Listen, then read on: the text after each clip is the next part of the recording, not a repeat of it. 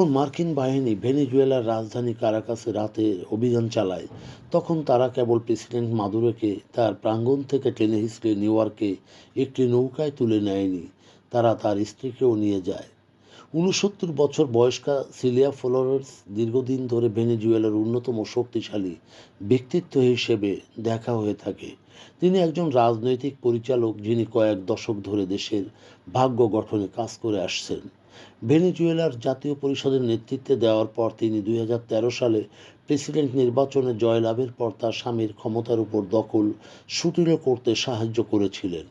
First lady হিসেবে Maduro তাকে প্রথম যোদ্ধা বলে ডাকতেন, কিন্তু আদতে সেই ভূমিকায় তিনি প্রকাশ্যে থেকে পিছিয়ে ছিলেন। সমালোচকরা বলেন, নিষ্ঠুর শাসন ব্যবস্থার বিপরীতে আরও পরিবারমুখী চেহারায় তিনি উপস্থাপন করেছিলেন নিজেকে। তিনি কনসিলিয়া অ্যান্ড ফ্যামিলিয়া নামে একটি টেলিভিশন অনুষ্ঠানও উপস্থাপন করতেন। মাঝে মধ্যে তিনি স্বামীর সাথে সালসা নাচে নাচতেন।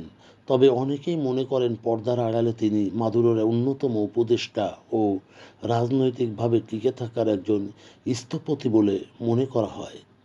এখন তিনি স্বামীর সাথে নিউ ইয়র্কের একটি আদালতে মাদক ও পাচার অস্ত্র মামলার মুখোমুখি হতে হবে।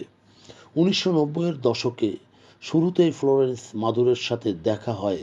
তখন মাদুরো একজন আইনজীবী ছিলেন, বেশ তরুণী ছিলেন তখন। ১৯৯২ সালের ব্যর্থ অভ্যুত্থানের চেষ্টায় ষড়যন্ত্রকারীদের পক্ষে তিনি আইনি লড়াই করেছিলেন, যাদের মধ্যে হুগো চ্যাভেজ, যিনি পরে প্রেসিডেন্ট হন।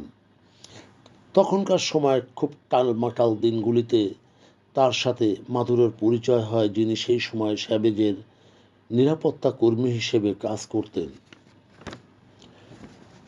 জীবনে সিলিয়ার সাথে আমার সাক্ষাৎ হয়েছিল মাদুরোর বর্ণনা করেন।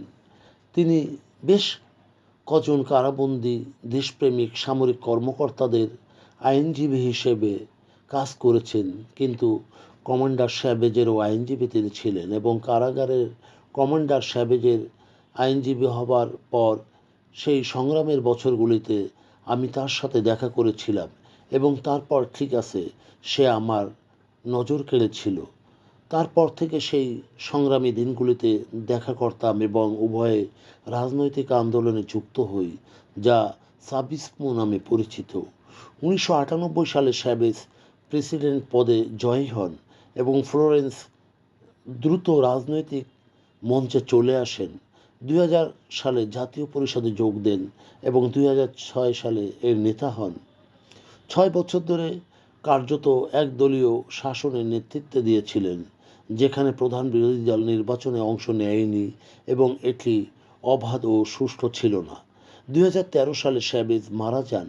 ফ্লোরেন্স মাদুরোর পক্ষে তার ওজন ছুঁড়ে দিয়েছিলেন। পরে অল্প ব্যবধানে নির্বাচনে মাদুরো জয়লাভ করেছিলেন। কয়েক মাস এই রাজনৈতিক জুটি একসাথে চলাফেরা করেন এবং বসবাস করা শুরু করেন, যা আদতে তাদের স্বামী স্ত্রীর পরিচয়ে পরিচিত হন এবং আগেকার সন্তানদের লালন পালন করেন এবং পরবর্তীতে সিলিয়া ফ্লোরেন্সের একটি সন্তানও তাদের সঙ্গে ছিল। তিনি মাদুরোর শাসনামলে খুবই গুরুত্বপূর্ণ হয়ে ওঠেন। তিনি শুধু মাদুরোর আবেগগত বিশ্বাসী ছিলেন না, বরং পেশাদার হিসেবেও বিশ্বাসী ছিলেন। তিনি খুব ক্ষমতাধর ছিলেন। ২০১২ সালে তার বিরুদ্ধে স্বজনপ্রীতির অভিযোগ ওঠে। ২০১৫ সালে বিখ্যাত নার্কো ভাগ্নে মামলায় জড়িয়ে পড়েন। তার দুই ভাগ্নে মার্কিন ড্রাগ এনফোর্সমেন্ট দ্বারা হাইতিতে স্টিং অপারেশনে গ্রেপ্তার হন, কারণ ৮০০ কেজি কোকেন যুক্তরাষ্ট্রে পাচারের চেষ্টায় তখন ধরা পড়ে। ফ্লোরেন্স তখন মার্কিনীদের বিরুদ্ধে তার ভাগ্নেদের অপহরণের অভিযোগ এনেছিলেন। আদালতে তাদের ১৮ বছরের কারাদণ্ড হয়। পরে বাইডেনের শাসনামলে বন্দি বিনিময় চুক্তির মাধ্যমে সেই দুই ভাগ্নেকে ভেনেজুয়েলায় ফেরত পাঠানো হয়। গত বছর ট্রাম্প প্রশাসন দুই ভাগ্নে সহ কার্লোস এরিক মালফিকা ফ্লোরেন্স অর্থাৎ তিন ভাগ্নের বিষয়ে নতুন করে নিষেধাজ্ঞা জারি করে। মার্কিন ট্রেজারি সেক্রেটারি স্কট বেসেন্ট বলেন, নিকোলাস মাদুরো এবং ভেনেজুয়েলায় তার অপরাধী সহযোগীরা আমেরিকান এমন ওষুধের বন্যা বয়ে আনছে যা মার্কিন জনগণকে বিষাক্ত করে তুলেছে। ফ্লোরেসের বিরুদ্ধে আনীত অভিযোগের মধ্যে রয়েছে 2007 সালে একজন বৃহৎ মাদক পাচারকারী এবং তার সাথে ভেনেজুয়েলার মাদক বিরোধী অফিসের পরিচালকদের মধ্যে একটি বৈঠকের ব্যবস্থা করার জন্য ফ্লোরেস লক্ষ লক্ষ ডলার ঘুষ গ্রহণ করে এবং সেই অভিযোগ আনা হয়েছে। নিন্দুকের কাছে তিনি গভীরভাবে দুর্নীতিগ্রস্ত এবং মানবাধিকার লঙ্ঘনকারী।